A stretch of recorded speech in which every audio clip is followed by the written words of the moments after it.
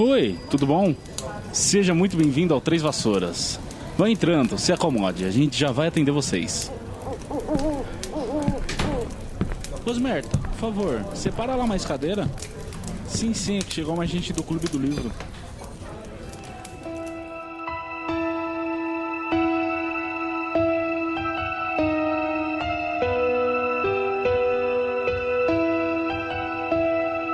Olá, seja muito bem-vindo, seja muito bem-vinda ao Três Vassouras. Acomode-se, pegue sua cerveja manteigada, porque hoje iremos falar do 17º capítulo de A Pedra Filosofal, intitulado O Homem de Duas Faces. Eu juro pra você que qualquer dia eu vou perder o fôlego ao vivo aqui, assim você vai ter que chamar o SAMU, gente, porque... eu invento de meter tudo de uma vez só, sabe? E aí no final eu tô morrendo. É muito exercício aeróbico aí pra desenvolver esse fôlego, viu? É, precisava começar a malhar, né? Mas... eu sou o Thiago, vulgo James, e aqui sempre junto comigo, sempre na humilde, pra todo rolê, inclusive pra apresentar esse podcast, ela, Heloísa Angeli. Bom, como já anunciado, sou eu, a Heloísa. É, como eu já quebrei o roteiro aqui pra falar, né, pra digredir, já, assim, o episódio nem começou, já teve digressão, né, gente? Pra vocês verem. Então vocês venham aqui esperar desse episódio. Não, e esse episódio promete, porque assim, as nossas pautas geralmente tem lá por volta de 2.000 palavras, tal, né? O roteiro desse episódio tá assim, com 5.300 palavras, né? Então, senta que lá vem cadeirada, né? Mas, bom, o episódio vai ser gigante, mas acho que tem mais um motivo aí pra celebrar, porque é o penúltimo da temporada. Se a gente conseguir concluir esse episódio aqui, a gente vai ter encerrado o livro, Elô. Será que vamos conseguir concluir esse episódio? Olha, eu não sei você, mas eu tenho um histórico de nunca conseguir terminar nenhum projeto que eu começo. Putz, ferrou, porque eu tenho o mesmo histórico. Será que essa gravação não vai sair? Só o tempo dirá, vamos ver. Só lembrando, gente, que embora a gente encerre o livro hoje, o livro Pedra Filosofal hoje, ainda tem mais um episódio, mas esse daí vai ser exclusivo só pro filme. O filme de 2001, do Chris Columbus lá, tal, acho que vocês conhecem, né? Um pouquinho famoso aí. Assim que fiquem no aguardo. E a gente tá cantando essa bola, acho que, sei lá, desde o 15º episódio, tá ligado? Então as pessoas devem estar com muita expectativa pra esse episódio do filme, sabe? Aí fica mais um porém. Será que a gente vai conseguir cumprir essas expectativas? Sim, eu admito que eu fiz uma matéria de literatura e cinema, né, esse semestre, e é bem difícil analisar filme. Mas acho que você é o cinéfilo aqui do rolê, acho que estamos em boas mãos. Nossa, longe disso. Não, pô. Eu tenho conta no Filmou? Tem 900... Cara, quem vê pensa que o Filmou te patrocina. Você gosta muito desse negócio. Pois é, acho que eu sou uma das 5 pessoas que defende essa rede social. E ele funciona mal. Eu fiz a conta porque você insistiu. O quê? Ele funciona mal. Peraí. Ele só consegue colocar as coisas no computador. No celular, o negócio carrega tudo errado. Mas você quer usar no celular? Queria, né? É tão mais prático. Mas tudo bem, tá lá a minha conta. Vou até atualizar, que eu andei vendo uns filmes aí. Ótimo.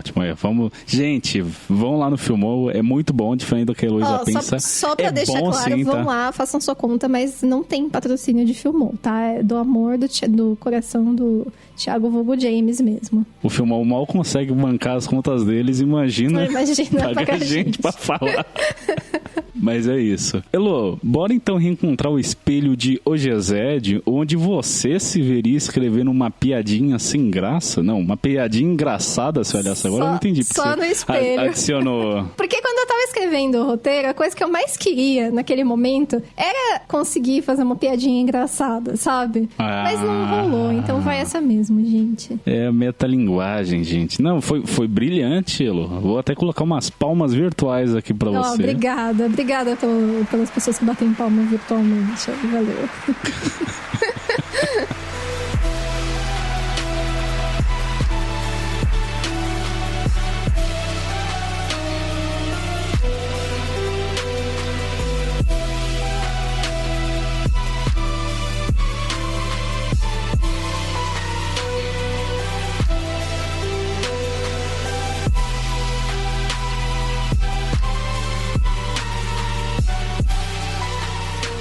Então vamos ao resumo. O capítulo em questão tem 3 partes. O confronto, que, bom, é o confronto o grande confronto final, cheio de ação, surpresas e revelações. A conversa, que é a parte que o Harry bate um papo todo evasivo aí, excêntrico com o Yoda da série, né, o Dumbledore. E por fim tem o epílogo, na qual o Harry dá um abraço nos amigos e se prepara para voltar para a casa dos Dursley, para passar suas férias de verão. Eu adorei que, esse capítulo é grande, né, gente? Pelo menos assim, pra gente escrever o roteiro, teve muitos pontos que a gente teve que trabalhar e analisar e ver em cima e trazer coisas que vão acontecer lá na frente, blá blá blá. Então, assim, foi bom fazer essa divisão pra ficar um pouquinho mais demarcado, né? Que rola em cada momento e tal. Então, e podia ser 3 capítulos, sabe? Ou pelo menos 2. O confronto em si, e depois essa conversa com o Dumbledore e o epílogo talvez pudesse ser um só. Mas é muito estranho, assim, porque meio que acaba, sabe? Uhum. Não, quando a gente tava fazendo o planejamento pra temporada, eu pensei que ia ser 18, tá ligado? Faz sentido. Que iam ser 18 capítulos, que ia ter o Homem de Duas Faces e ia ter tipo um epílogo, que é toda a cara, sabe? Ele realmente se divide em 2, assim. E é o que geralmente rola, até com o Monomito também, né? Tem o clímax, tem o confronto, e aí o herói volta com o Elixir e tal, e meio que são as reconciliações, ou então deixar limpo tudo que tava obscuro ao longo do livro, sabe? Os livros do Rick Riordan tem muito disso também, sabe? Tem algum mistério, e aí é meio que todo mundo se abraça e, sei lá, chora pelas perdas e tal, sabe? O finzinho mesmo, né? Realmente. Mas tem, assim, tem. É que eu acho que até por isso talvez o capítulo, o roteiro, tenha rendido tanto. Porque são 2 capítulos em um, assim. A divisão não existe na estrutura... Quer dizer, é o contrário. A divisão não existe nominalmente como um capítulo, mas a estrutura realmente tá ali, né? Tá dividida. Mas então, vamos depois desse parênteses enorme aqui... Vamos para a primeira parte, que é o grande clímax do livro, né? Justamente o confronto entre mocinho e vilão, né? E a gente descobre já de cara que a pessoa que tá por trás de tudo, de todas as maquinações para roubar a pedra, para matar o Harry, não era o Snape, como a gente já canta essa bola no capítulo anterior, mas sim o Quirrell. E assim, o Quirrell era muito malandro, assim, muito malicioso, porque ele ficava pagando de coitado, né? Todo mundo via ele como um covarde, uma pessoa assim pra se ter pena, né? Porque ele tinha uns tiques, tinha gagueira, ele evitava contato visual e tal, só que na real, ele não é assim, ele é, pelo menos nesse contato que ele tá tendo com o Harry agora, ele tá um clássico, a figura clássica de um vilão assim, pique 007, sabe? Com direito a gargalhada sinistra, de chegar a explicar o plano diabólico antes de matar o mocinho, com ameaças de raio da morte ou qualquer coisa do gênero. E até tenho alguns pareceres aqui que eu acho que o Quirrell realmente era essa pessoa patética, sabe? Antes de... Não vamos colocar o carro na frente calma, depois. Vamos por partes, a gente já comenta isso, mas acho que eu já entendi qual que é a sua ideia. Sim, vamos antes explicar que plano diabólico que é esse. Bom, o Quirrell revela pro Harry que o Snape passou um ano letivo todinho tentando proteger o Harry das investidas justamente dele, do Quirrell, né? Meio que o Quirrell tentou matar o Harry o ano todo. E assim, o Quirrell dá exemplos, que nem quando teve a primeira partida de quadribol, que ele tava azarando a vassoura do Harry, né? E aí ele foi interrompido quando a Hermione apareceu pra atacar aquele fogo. No processo ela empurra o Quirrell, né?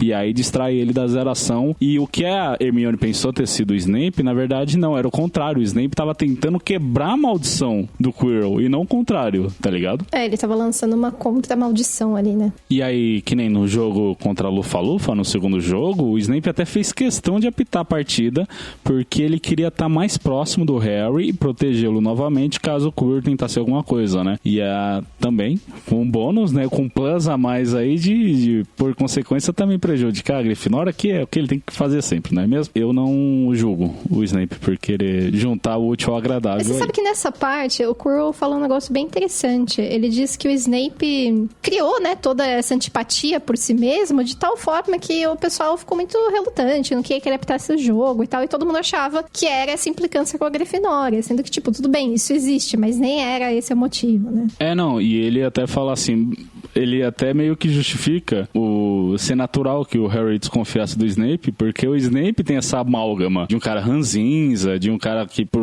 qualquer motivo perseguiria os alunos. Ele já tem essa figura de ser um professor mala, tá ligado? Que vai prejudicar os alunos, vai prejudicar as outras casas, tal, vai ser realmente esse crápula, tá ligado? E aí meio que serviu que nem uma luva, ele também ser pintado como vilão. Que vai acontecer, né? Não vai ser a primeira vez que a gente vai desconfiar do Snape. Vão ter outros momentos.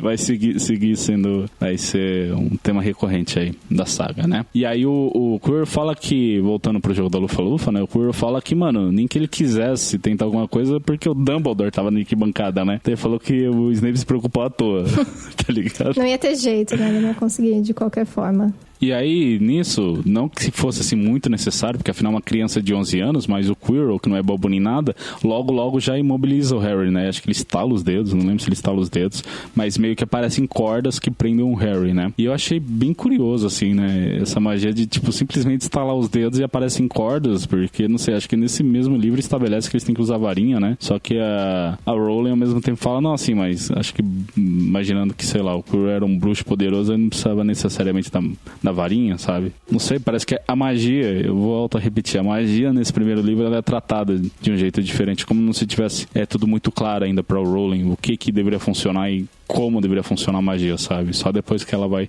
estabelecer algumas regrinhas, ou eu posso estar brisando também. Ela vai estabelecer umas regrinhas que vão ser quebradas diversas vezes também, né? Não resolve nada, mas tudo bem. Bom, eu sei que aí o Harry percebe só então, depois que ele é imobilizado, que atrás do professor, né, do Quirrell, tá um espelho de Ogezed, e o Quirrell tá tentando entender como que aquele objeto funciona, né?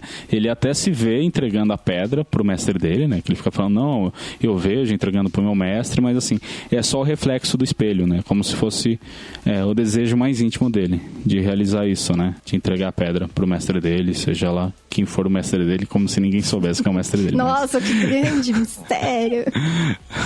Eu tô arrancando os cabelos aqui, porque eu não sei de verdade. Bom, daí a estratégia do Harry é de tentar distrair o Quirrell, né? Fazendo 1000 perguntas para que ele se desconcentre e deixe de focar no espelho, né? E aí, com essa interação, a gente tem algumas coisas reveladas, né? Como o fato de que, sim, todas as vezes que o Harry viu o Snape ameaçando o Quirrell, era não para coagi-lo, como a gente tinha pensado inicialmente, mas sim para impedi-lo de alguma forma, né? O Snape tentou se usar do medo para tentar parar os avanços do Quirrell, né? Sendo que o Quirrell falou, como se ele conseguisse botar medo em mim, né? O Quirrell também fala que no Dia das Bruxas foi ele mesmo quem deixou o Trasgo entrar, aquele Trasgo que as crianças enfrentam e tal, né? E ele até fala que ele mesmo é especialista em Trasgos, foi ele que deu cabo daquele que era um dos desafios, né? Numa das salas anteriores. Ele também fala que o comportamento estranho do Snape naquele dia, né, no Dia das Bruxas, que os meninos viram ele indo por terceiro andar, era para confrontar o Quirrell. E nessa de confrontar o Quirrell, o Snape também acabou sendo ferido pelo Fofo. Isso explica o ferimento na perna dele. Pelo menos foi isso que eu entendi, né? Sim, foi isso mesmo. Ele lamenta que o Fofo não arrancou a perna do Snape. Cara, que filha da p... Nossa, o cara é muito malvado. Essa parte eu tinha ficado meio confuso, assim. Eu tava pensando, mas quando que o Snape machucou a perna, sabe? Foi nisso daí. Mas as crianças já tinham sacado isso, né? Eles perceberam que ele tinha tentado passar pelo Fofo e tal. E por isso que eles ficaram tão desconfiados também quando o Hagrid conta que, na verdade, ele deu com a língua nos dentes, né? Tava bêbado e não sei o quê. Porque eles achavam que o grande mistério que a pessoa precisaria saber era esse, né? E de fato era. Não, sim. O que eu digo é que eu não entendi em que momento, eu não entendia, pelo menos, em que momento que o Snape tinha se machucado. Eu tinha entendido que o Snape, por conta própria, tentou avançar no alçapão. E aí, só nessa terceira releitura, que eu reparei que não, foi que o Snape e o Quirrell se encontraram na frente da porta do terceiro andar, e aí xinga um a mãe do outro, o outro dá 0 pra não sei quem, e nessa o Fofo atacou o Snape, entendeu? Só aí que eu saquei isso. É muito legal reler livros. Gente, releiam livros, vale muito a pena. E aí o Quirrell, por último, também revela que o Snape realmente odeia o Harry, mas não ao ponto de querer matar o garoto, né? Ufa, pelo menos isso. Já é alguma coisa. Ah, sim. E aí a gente também descobre que o Snape e o Tiago, o pai do Harry, não eu, gente, o outro James, estudaram juntos e os dois se odiavam. E nisso o Harry levanta aí que ele ouviu o professor soluçar pelos corredores. Aí o Quirrell perde um pouco da bravata, né? Ele conta que o seu mestre o pune quando vê que ele não foi bem sucedido em alguma missão. E o Harry indaga se Voldemort estava, então, com o Quirrell naquela sala, né? Que ele ouviu os soluços e a conversa e tal. E aí o Quirrell conta uma coisa muito bizarra. Ele diz que seu mestre o acompanha aonde quer que ele vá. Isso desde que ele fracassou em roubar a pedra do Gringotts, né? Que o Harry lembra, então, que ele conheceu o Quirrell justamente no dia que ele foi no Gringotts e que teve aí essa tentativa de roubo. Bom, o professor volta a atenção pro espelho, né? Ele tá lá tentando descobrir como resolver esse último enigma. E o Harry bola uma nova estratégia. Ele próprio tenta descobrir onde está a pedra se olhando no espelho sem que o Quirrell perceba. Aí de fininho, né? Ele vai ali tentando se mexer, tentando ir pra frente do espelho. Só que como ele tá amarrado, ele acaba caindo, cuidado. Tadinho. Caramba, eu não lembrava disso, mano. Que dó do menino. Eu também não lembrava. Eu nem lembrava que ele tava amarrado. É triste. Enquanto isso, o Quirrell parece que tá falando sozinho. Só que assim, ele fala e uma outra voz diferente responde, tá? É esse tipo de falar sozinho. É bem esquisito. E essa voz parece que vem do próprio Quirrell, só que ele não mexe os lábios quando essa voz tá falando, né? Aí fica essa questão. Seria o professor um ventríloco? Cara ouvinte, se você ler esse capítulo, sabe que não é bem isso. Não, e essa tal voz aí, né, que parece vir no próprio Quirrell, instrui justamente ele de usar o menino pra obter a pedra, né? Mas isso acaba sendo vantajoso pro Harry no final das contas, né? Porque aí o Quirrell tira as cordas do Harry, põe ele na frente do espelho, e aí o nosso protagonista, ele se vê refletido no espelho, tirando a pedra do bolso e recolocando lá, né? Mas não é tipo o próprio Harry, senão o reflexo dele, né? E aí quando o Harry toca os próprios bolsos, ele vê que ele tá com a pedra. Ele, de alguma forma, a pedra foi parar lá dentro. E aí ele tenta dar um migué, né? Pô, eu consegui, eu precisava agora, eu preciso dar 10 na pata do viado aqui, né? E aí o Quirrell pergunta então, fica insistindo, e aí, Harry, o que você vê aí, moleque? O que você vê aí no espelho? E aí ele inventa uma mentira estapafúrdia. Ele fala que se vê apertando a mão do Dumbledore enquanto recebe a taça das casas. E eu acho que nessas horas, quando a gente vai mentir, né, a gente recorre à lembrança mais próxima. E se não me engano, foi o que o Rony falou pra ele, né? Falou uma coisa parecida. E aí o professor vê que é um papo que assim, é tipo de uma criança, né? Esperar conhecer o Dumbledore e ganhar a taça das casas, né? Aí um chega pra lá no rapaz, mas a outra voz percebe que o Harry tá mentindo. E essa voz pede, então, pra conversar com o Harry diretamente. Nosso menino protagonista logo descobre quando o professor remove seu turbante que o mestre de Quirrell, ou Voldemort, pra surpresa de absolutamente ninguém, parasita. O Voldemort? É o Voldemort, olha só. Não. Quem esperaria? Chocado. Chocadíssimo, Chocada. Né? E o Voldemort parasita o professor Quirrell como um segundo rosto na parte de trás da sua cabeça. O livro descreve essa aparência parasitária do Voldemort da seguinte forma. Onde deveria estar a parte de trás da cabeça de Quirrell, havia um rosto. O rosto mais horrível que Harry já vira. Era branco giz com intensos olhos vermelhos e fendas no lugar das narinas, como uma cobra. E aí eu fico perguntando que cheiro que esse bicho tinha, né? Porque todo mundo fala que a cabeça do Quirrell é fedida. Não, na verdade ele disfarça o cheiro colocando alho. E alho é uma coisa que tem um cheiro muito forte. E as pessoas... Assim, não que o cheiro do alho seja ruim, né? Mas em contexto. Se o cheiro do alho for, sei lá, numa comida, tá tudo bem, né? Imagino eu. Pelo menos pra quem gosta de alho. Agora, se você sentir um cheiro de alho aleatório... Mas será que é o próprio Voldemort que fede a alho? Por que? Não, eu acho que ele põe o alho. Na verdade, dizem que ele coloca o alho porque ele tem muito medo de vampiro, né? Que ele tem um trauma de vampiro. Agora, se o Voldemort tem cheiro de alho e o Quirrell não colocava alho nenhum, ficou meio mal explicado, né? Ficou meio mal explicado se ele precisava usar esse alho de alguma forma para disfarçar o Voldemort, se era mais uma forma aí dele criar o disfarce dele, né? Dizer que tinha medo do vampiro, não ficou muito claro mesmo. Você tem razão. Eu sei que é só muito esquisito, assim, o maluco ficar pra lá e pra cá fedendo a alho. De qualquer jeito não é legal, sabe? Quer saber? Esse pai, ele tinha medo de vampiro mesmo. Não, sim, mas é que a gente já tá se prendendo uma crendice popular de que afasta, mas no mundo bruxo, alho afasta. Sim, no mundo bruxo, acho que afasta também. Nesse mundo bruxo, a gente precisa revelar no Animais Fantásticos se procede essa informação. Só quando chegar nessa entrada. Só lá na letra V. Gente, vai demorar. Todos teremos que esperar, nós e os ouvintes. Mas enfim, né? O título do capítulo, a gente descobre agora que tem um sentido duplo. O Quirrell é duas caras porque ele fingia ser medroso e inofensivo quando na real era super esperto e maligno. Mas também porque, literalmente, ele tinha o rosto do Voldemort na parte de trás da cabeça, né? E aí, sobre isso, tem algumas referências interessantes que podem ter ajudado a autora a construir, né? Essa imagem tão bizarra, né? Da pessoa com o rosto, com outro rosto escondido na parte de trás da cabeça e tal.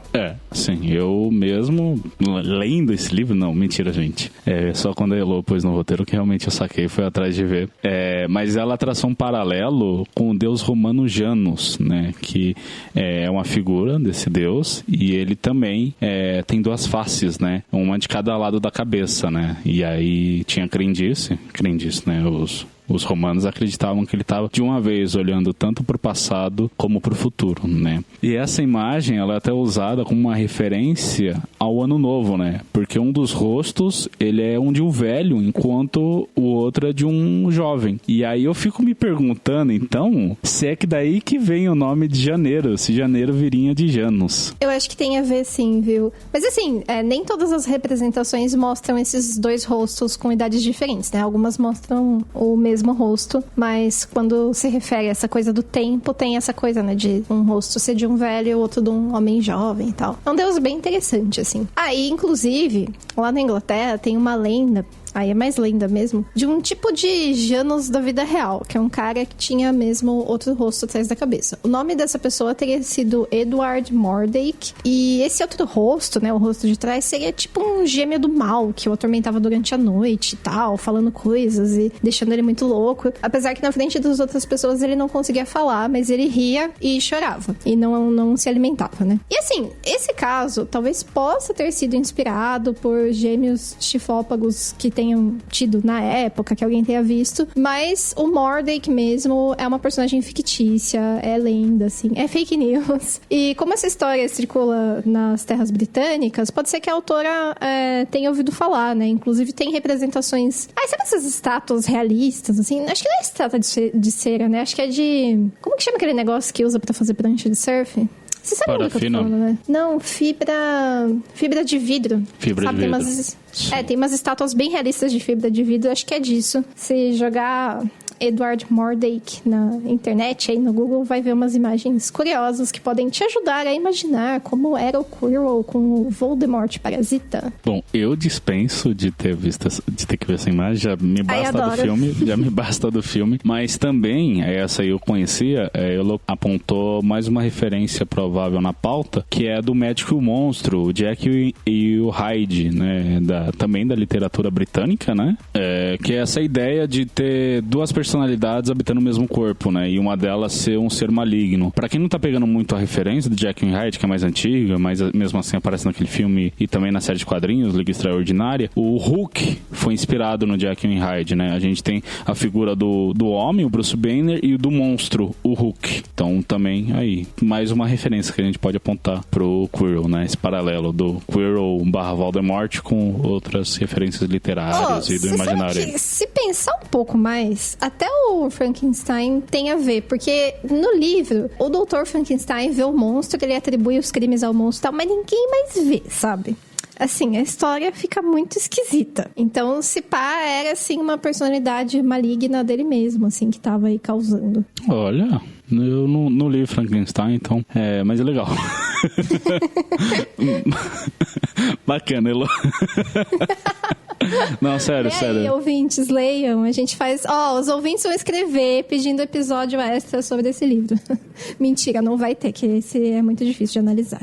Não damos conta, não. Sim, vamos voltar porque a gente consegue entender, né? Vamos voltar aqui pro capítulo. O Voldemort, né? Agora já face a face com o Harry, confronta o menino, né? Dizendo que o Harry tá mentindo e que sabe que a pedra tá no bolso dele, né? E aí a parada começa a ficar... De um bate-boca começa a ficar uma coisa mais física, né? O Voldemort afirma que é melhor que os dois se unam, né? Porque ele só fala assim, olha o que eu fiz com o teu pai e com a tua mãe, né? Você vai querer que eu faça o mesmo contigo?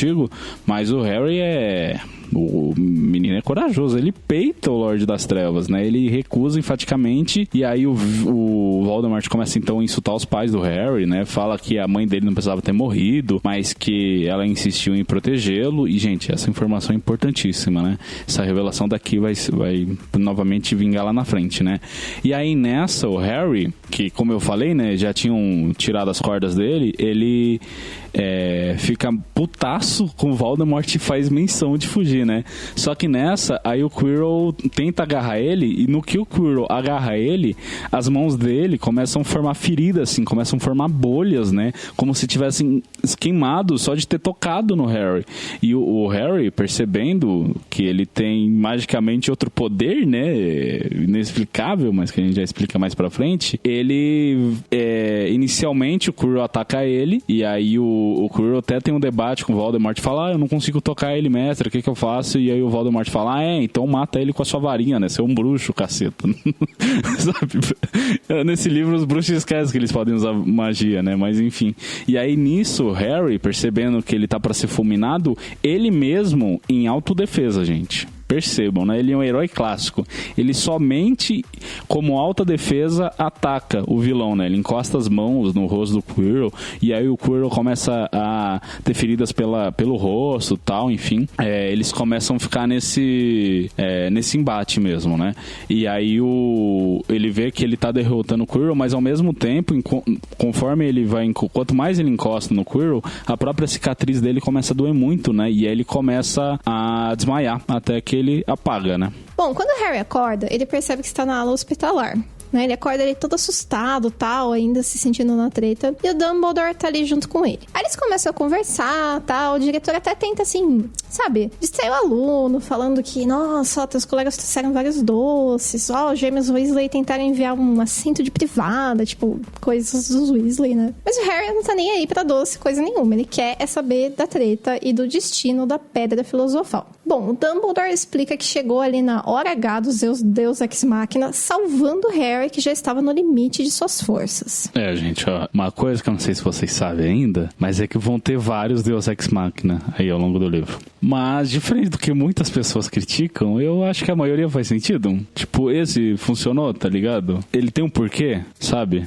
E eu acho que assim, conforme a história avança, a gente aprende mais, especialmente sobre o Dumbledore, eu acho que faz mais sentido ainda, sabe? Especialmente esse daí, né? Mas, enfim, uma coisa por vez. Focando aqui nessa conversa deles, nesse momento, o Dumbledore não consegue, né, desviar a atenção do Harry, conta, né, que passaram 3 dias e tal, e aí ele explica que, quanto ao Quirrell, ele foi abandonado e morreu. E o Voldemort sumiu. Segundo o diretor, o Voldemort não pode ter morrido porque ele não está vivo. E aquilo que não está vivo não pode ser morto, né? Ele tá ali uma sombra, assim, bizarra. Já dizia os Greyjoy, né? Nossa, verdade.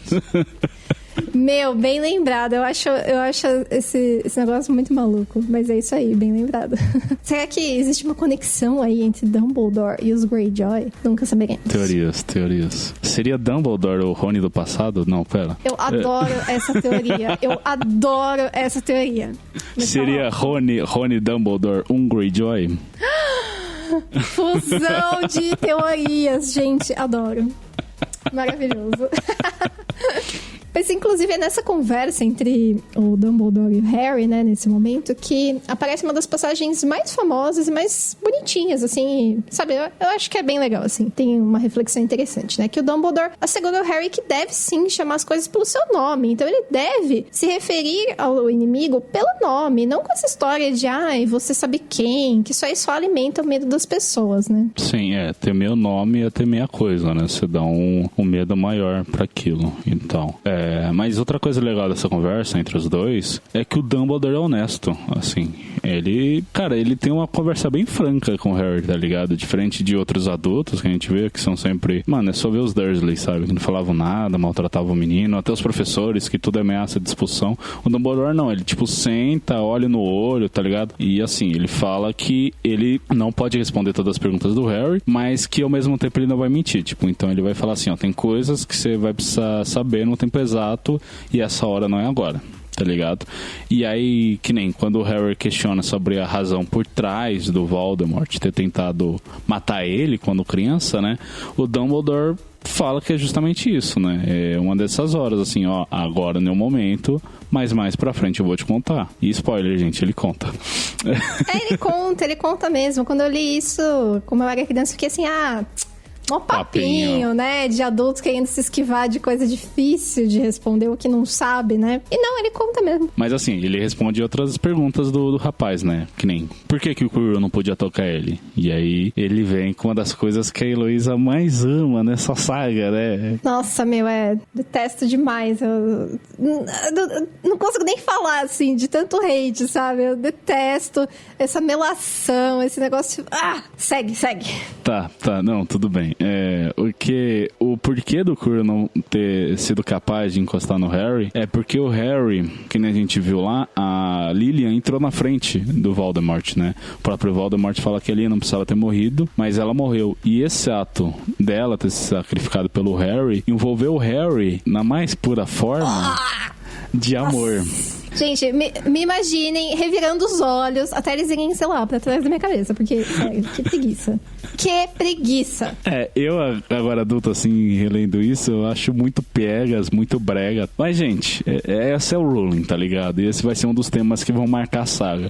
Junto com a questão da morte, que a gente apontou lá nos primeiros episódios, o amor também vai se fazer presente, né? E de várias formas. A gente tem aqui primeiro com essa questão da Lilian para com o Harry e tal, mas mais pra frente a gente vai ver outras formas de amor, sabe? E assim, com o tempo, eu acho que a Rowling foi moldando melhor o próprio processo criativo dela, tal, de contar a história e tal. Então, meio que esses temas vão ser melhor trabalhados ao longo da saga, sabe? Não, mas falando sério, assim, eu acho isso bem zoado, porque o Thiago também morreu protegendo a família. E ele ter morrido não protegeu extra a Lilian, sabe? Isso não garantiu pra ela uma proteção extra ou pro menino, não. A proteção que o Harry tem vem da mãe dele, né? Como se o Thiago não, assim, foi esquecido no churrasco, né? O sacrifício dele não serviu pra nada, só morreu. O sacrifício dela deixou ele aí abençoado com a proteção materna para sempre. Mas enfim. É que eu já tô adiantando aqui, mas só pra esboçar mesmo, a Lilian, a saga inteira, ela é pintada muito como quase uma santa, assim, uma Virgem Maria, tá ligado? E então, aí a gente, muito problemático, né? Bem problemático. Mas eu acho que entra naquela questão do sagrado feminino. Tanto problema, socorro. Eu falei errado aqui, ela já... Feminino, gente, feminino. Não, tudo bem, Lô, vamos seguir em frente aqui então. Isso aí eu acho que dá pra discutir mais na frente, né? Tem mais 6 livros aí. É uma trope péssima que não foi a Rowling que inventou. Mas bem, outra coisa que o Dumbledore responde é o destino final da Pedra Filosofal, né? Pô, a galera rimou tão longe pra no final o Flamel falar, sabe do que mais? Acho que eu vou destruir essa pedra. Eu adoro isso. Não, e acho que quando você tá lendo a primeira vez, né, essa pedra foi um negócio tão importante o livro inteiro, então o leitor deve ter a mesma reação do Harry de, mas como assim vai destruir a pedra? Mano, que porra, sabe? Mas assim, o Harry até quando indaga, né, ele fala assim, pô, mas o que vai ser do Flamel? Daí o Dumbledore, tipo, então você sabe o nome da criança? Sabe o nome da pessoa responsável por todos os seus traumas e problemas ao longo desse ano inteiro? Mas, enfim, né, ele explica que tanto o Flamel quanto a Perenelle, é Perenelle? Acho que sim, ou Perenelle, sei lá. Imagino que seja Perenelle. Sei ler isso não. Meio que eles já viveram centenas de anos, então assim, eles meio que aceitaram a morte, já sabe. E aí eles só fizeram o suficiente pra resolver alguns assuntos pendentes, até por fim eles fizeram mais elixir, né, pra se programar, assim, escrever o testamento. E aí é uma coisa legal que o Dumbledore fala, que assim, pra uma pessoa bem resolvida, a morte não é nada senão a próxima grande aventura. Que outra sementinha de que vai vingar lá na frente, né? Porque a gente vai ver outro personagem que tem sérios probleminhas, né? Com relação a morrer. jeito que você coloca a coisa. Mas bom, aí o Dumbledore também me revela pro Harry que o Tiago deixou a capa com ele, né, antes de morrer, e que foi ele mesmo, Alvin Dumbledore, quem entregou a capa pro Harry, as 2 vezes. E ele até brinca que o pai do Harry usava a capa pra ir escondido na cozinha e tal. E, mano, é muito engraçado, porque, tipo, é uma puta revelação, porque a gente não sabe, quer dizer, você desconfiava que era o Dumbledore? Nossa, não mesmo, não desconfiava. Bom, eu acho que o Harry sim, porque ele simplesmente caga pra essa informação, assim, legal, meu pai tinha uma capa, ele te deu, você me deixou 2 vezes, e ele ia pra cozinha, foda-se. Eu tô mais interessado em saber qual que era a relação do Snape com o meu pai. E aí o Dumbledore confirma que sim, os dois eram rivais, que os dois se odiavam, mas que como o Tiago salvou a vida do Snape uma vez, o professor de poções se sentiu na obrigação de devolver o favor, e isso talvez explique o fato do Snape passar o ano inteiro tentando proteger o Harry, né? Ainda que ao mesmo tempo ele maltratasse, né, o Harry pela frente, mas pelas costas ele tava levando todas as balas, assim, tá ligado? Nossa, sim. E aí tem uma última explicação que é como que o Harry conseguiu tirar pedra do espelho. Essa sacada do Dumbledore foi brilhante. Ele escondeu a pedra dentro do próprio espelho. E o único modo de alguém tirar essa pedra lá de dentro era se a pessoa quisesse a pedra, mas sem segundas intenções. Ou seja, quem quisesse a pedra, mas não riquezas, nem elixir da imortalidade, nem nada. Se esse fosse o caso, a pessoa realmente só se veria lá, imortal e cheia das riquezas, que foi o que aconteceu com o Quirrell, né? Ele se vê entregando a pedra para o mestre, não sei o quê. E pra você que gosta do monomito, o Dumbledore é tipo esse mestre misterioso que guia o herói, né? Ele é caracterizado como uma figura de sabedoria, mas também como um cara muito excêntrico. Durante a conversa, ele dá umas olhadas pro nada, fica com esses papinhos aí de que não dá nada morrer e tal. E ele ainda se arrisca a provar um feijãozinho de todos os sabores, porque lembram, gente, o Harry ganhou todos os doces do mundo, né? E aí ele conta pro Harry que na juventude ele provou um feijãozinho com gosto de vômito e nunca mais teve vontade, mas que ele achava que estava seguro aí, pegando um feijãozinho sabor chocolate, doce de leite. Só que o Dumbledore renova seu trauma, era de cera de ouvido. O que me choca nisso é que os sabores são muito específicos, né? Como que ele sabe o gosto de cera de ouvido? Mas enfim, Dumbledore é esse. Aí nós damos um salto no tempo, seguimos na enfermaria, mas dessa vez o Harry está acordando e esperando que a Madame Pomfrey libere a entrada do Rony e da Hermione. Aí, né, ela fica naquela de, mas não pode ficar muito tempo, não sei o que, você tem que descansar e tal, mas ela deixa os amigos entrarem e tal. E o Harry conta o rolê todo pra eles, né? E aí a Hermione conta a história dela, da perspectiva dela, né? Conta que voltou até o tabuleiro, reanimou o Rony, e os dois voltaram correndo até o Corujal pra poder contatar o Dumbledore. Mas no caminho, eles acabaram trombando com o diretor e ele simplesmente mandou o Harry foi atrás dele, né? Antes de correr desembestado até o 3º andar. Os meninos consideram a possibilidade do Dumbledore ter mexido os pauzinhos pra que eles fizessem tudo isso. E a Hermione fica horrorizada com a ideia, né? Tipo, como assim? Pra que o diretor ia fazer isso e tal? Mas o Harry parece estar em paz com a ideia de que o diretor tenha, assim, direcionado eles até ali. Imagina a Hermione assim, nossa, mas que mente perversa faria isso com 3 pré-adolescentes. Faria a gente quebrar todas as regras e tal. E o Rony até fala assim, nossa, mas isso é muita cara do Dumbledore, né? Como se o Rony fosse amigo de longa data do Dumbledore. Mas eles sacaram já o jeitão do diretor. Não, né? e assim... Não convivido e tanto. assim, novamente o Rony talvez até saiba como que é a cara do Dumbledore, porque talvez ele seja o Dumbledore.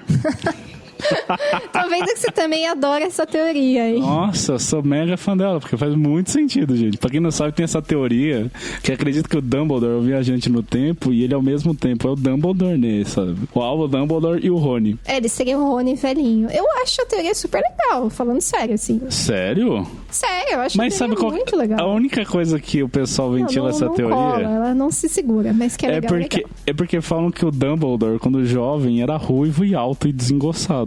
Que é a descrição do Rony. É por isso. Não, mas não é só isso não, gente. A teoria vale a pena. A teoria é não, boa. A teoria é só isso, Luísa. Porque só existem um ruivo na Grã-Bretanha inteira. É o lugar que... Não, a Irlanda é o lugar que tem mais ruivo no mundo, né? Então...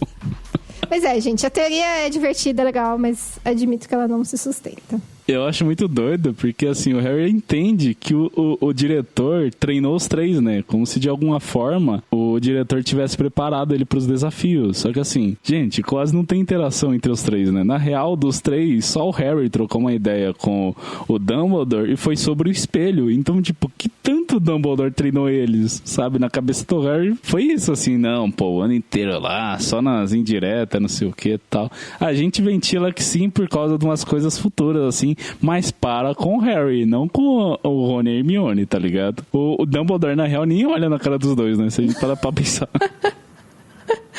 Bom, aí o Rony interrompe o Harry, né? E ele fala que tem a festa de fim de ano, comenta que a Sonserina mais uma vez ganhou o Campeonato das Casas, que na última partida de quadribol, a Grifinória foi massacrada pelo time da Corvinal, e assim, até tem alguns comentários a serem feitos sobre essa parte do livro. Só que assim, o episódio já tá grande, a gente tem muitas mais coisas pra falar, mas eu só vou jogar aqui que nessa fala do Rony, dá a entender que o Campeonato das Casas e o Campeonato de Quadribol, eles estão de alguma maneira interligados, né? Que a pontuação de um influencia no outro.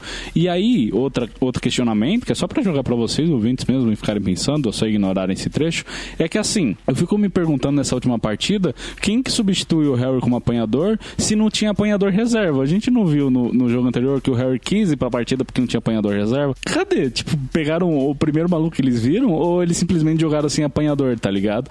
Eu entendi que eles jogaram sem apanhador, pelo que o Rony fala. Pô, mas era muito mais esquema ter dado WO, tá ligado? Porque assim, enfim, tem uma série de motivos. Tentaram, né? Pô, mas como que você joga sem apanhador, Luísa? Tipo, você fica... Não teve sentido, mas quem sou eu pra jogar esportes? Não entendo nada disso. Enfim, a gente ia ficar discutindo aqui até amanhã. Quer dizer, eu ia ficar enchendo o saco sobre isso, você só ia cagar. Então vamos pra frente, vai. Não, de forma alguma. Eu gostaria de entender melhor, mas realmente acho que é uma discussão que fica pra outro momento. A gente pode fazer um especial só cagadas dentro de quadribol, dentro de Harry Potter. Especial quadribol, né? Sim. Quando acabar o bestiário, a gente faz. Beleza. Mas aí a Madame Pomfrey também fica putaça, né? E já enxota a garotada, fala, já deu 15 minutos aqui, vocês podem sair. E aí nessa o Harry puxa aquele ronco top. O descanso dos... Como que é o descanso dos... Justos? O descanso dos justos. Isso é uma metáfora pra morte, é isso? Isso quer dizer que ele morreu? Porra, deixa quieto então. Vai daí, Elo. Bom, mas quando a Bela Adormecida, que no começo do livro tinha sido a gata borralheira, acorda, resolve ir na festa, a contragosto da Madame Pomfrey, que é muito cuidadosa aí com a saúde dos alunos. Mas calma, ouvintes, nosso protagonista ainda tem mais uma visita. O Hagrid, minha personagem favorita do livro. Ele aparece todo choroso, morrendo de se desculpar com o Harry, dizendo que é porque ele foi irresponsável, que deu esse ruim todo, né? Porque ele quis ovo do dragão, porque ele bebeu. Ele fala que nunca mais vai beber. Quem nunca disse que nunca mais vai beber? Não acontece, tá? Ele bebe de novo durante a saga e todo mundo que já disse isso também. Mas enfim, Harry tranquiliza o amigo, conversa, mostra que ele tá bem, que tá tudo bem, né? E aí o Hagrid conta que ele preparou um presente muito especial. Um álbum de fotografias. Se ligando que o Harry não tinha fotos dos seus pais, ele escreveu pra todos os seus amigos pedindo fotos e montou um rico álbum. Lembrando que as fotografias bruxas se mexem e tal, então assim, super especial, é lindo demais. Pô, eu achei muito maneiro, assim, do Hagrid, né? Ter tido essa iniciativa de correr atrás dessa galera, separar, fazer essa, enfim, né? Toda essa curadoria com as fotos e tal. E assim, a gente vê que é nesses momentos, né? É nesses momentos que a gente percebe por que o Dumbledore compra tanto a briga dele, né? Por que ele defende tanto o Hagrid. E assim, apesar de relutante, a Madame Pomfrey libera o Harry de ir no banquete do fim do ano, já que o Dumbledore autorizou, né? E assim, depois de um último check-up, ele vai, por fim, né, até o grande salão, assim, encontrar com todo mundo e tal, né? E assim, é muito triste, Elo, é muito triste pra quem é da Lufa-Lufa, né? Porque eu, enquanto membro honorário da Sonserina, tô maravilhado, porque o salão tá decorado com as cores da minha casa, né? Verde e prata. Mas só os sonserinos gostam da Sonserina, tipo... Isso é uma coisa que eu acho meio zoada no livro, né? Todas as casas meio que se entendem, apesar de ter orgulho de sua própria casa, não sei o quê, mas todas se unem pra odiar a Sonserina. Não, você sabe, né? Hate's gonna hate, cara. É isso mesmo. Mas enfim, é isso mesmo. Todas as outras casas estão meio borocochô, porque pela 7ª vez a Sonserina ganhou o Campeonato das Casas, ganhou também, né? o Campeonato de Quadribol. Pô, mas a gente somos os melhores. Não, eles ganharam por alguma razão, né? Você acha que... Ó, se a gente tá aqui é porque a gente mereceu, tá? Mas... Lógico.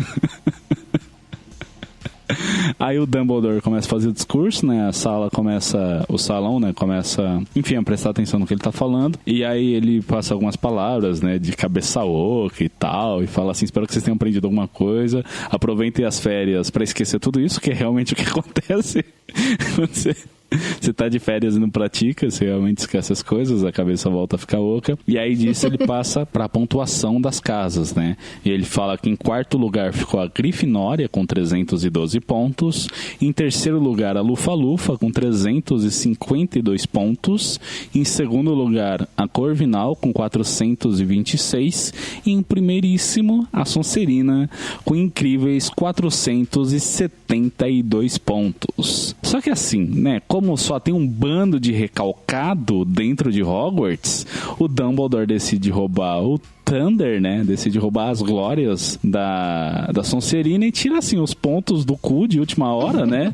Dá pro Rony 50 pontos pelo seu exímio desempenho frente ao desafio do tabuleiro de xadrez, que ninguém viu, né? A não ser o Harry e a Hermione. Só que, assim, nas palavras do diretor, foi o melhor jogo de xadrez que Hogwarts presenciou nos últimos anos, né? Enfim, a hipocrisia. Aí ele também concede pra Hermione outros 50 pontos pelo uso de lógica inabalável diante do fogo, seja lá o que isso signifique, e pro Harry, Thiago Potter, outros 60 pontos por sua frieza e excepcional coragem, que assim, é a desculpa que todo grifinório dá pra ser burro e estúpido, né? Mas beleza, né? E aí todo mundo vê que é um roubo descarado, só que o povo que tá fazendo as contas lá percebe que nesses pontos extras, nessa roubalheira que tá rolando, nessa mão leve aí que tá rolando, tanto a Grifinória como a Sonserina ficaram empatadas no topo da tabela. E que quando isso rola, segundo esse próprio livro, meio que rola um sorteio pra definir quem que vai ser o campeão. Mas... que coisa injusta, um sorteio, sabe? Que absurdo. Eu acho que tinha que chamar o campeão de cada casa pra sair no soco e quem ganhasse... Não, se empatou, acabou, ninguém ganhou, foi um empate, empatou, os dois ganharam, quer dizer... Elô, eles estão na Inglaterra. Ah, não, faz sentido na Inglaterra tem empate. É porque nos Estados Unidos nenhum esporte empata, né? Na Inglaterra empata. Gente, mas não existe isso. Empatou, acabou. Realmente, só se fizesse uma última prova, mas eu acho que nesse caso não faz o menor sentido, porque é uma parada que avaliou o ano todo, sabe? Não tem como. Não, realmente, esse negócio de sorteio é meio caído. Mas aqui não precisa ser feito isso, porque ele fala, é mesmo, né? Ficou faltando aí um ponto pra Grifinória, onde que eu roubo? Puta, já sei. Aí ele manda um discurso aqui que garante pro Neville mais 10 pontos. E aí o discurso que ele dá é o seguinte: existe todo tipo de coragem, disse Dumbledore sorrindo. É preciso muita audácia para enfrentarmos os nossos inimigos, mas igual audácia para defendermos os nossos amigos. Portanto, concedo 10 pontos ao Sr. Neville Longbottom.